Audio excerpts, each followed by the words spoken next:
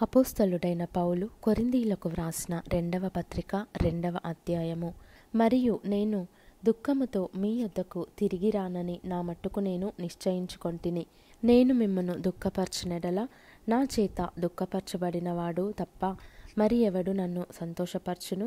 నేను వచ్చినప్పుడు ఎవరి వలన నేను సంతోషము పొందదగినదో వారి వలన నాకు దుఃఖము కలుగకుండవలెనని ఈ సంగతి మీకు వ్రాసి తిని.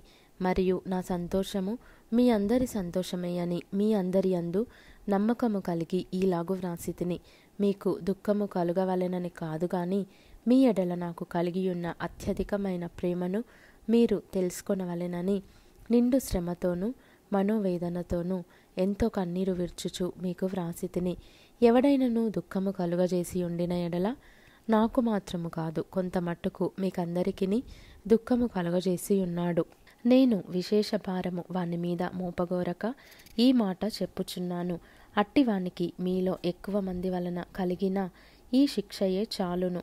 గనుక మీరిక వానిని శిక్షింపక క్షమించి ఆదరించుట మంచిది. లేని ఎడల ఒకవేళ వాడు అత్యధికమైన దుఃఖములో మునిగిపోవును. కావున వాని ఎడల మీ ప్రేమను స్థిరపరచవలెనని మిమ్మును బతిమాలుకొనుచున్నాను. మీరన్ని విషయములయందు విధేయులై ఉన్నారేమో అని మీ యోగ్యత తెలుసుకొనుటకే గదా పూర్వము వ్రాసి తిని. మీరు దేని గూర్చి అయినను ఎవని క్షమించుచున్నారో నేనును వానిని క్షమించుచున్నాను. నేనేమైనను క్షమించియుంటే సాతాను మనలను మోసపరచకుండునట్లు మీ నిమిత్తము క్రీస్తు సముఖమునందు క్షమించియున్నాను. సాతాను తంత్రములను మనము ఎరుగని వారము కాము. క్రీస్తు సువార్త ప్రకటించుటకు నేను త్రోయకు వచ్చినప్పుడు ప్రభువునందు నాకు మంచి సమయము ప్రాప్తించి ఉండగా సహోదరుడైన తీతు నాకు కనబడనందున నా మనస్సులో నెమ్మది లేక వారి యొద్ద సెలవు తీసుకొని అక్కడి నుండి మాసిదోనియాకు బయలుదేరి తిని.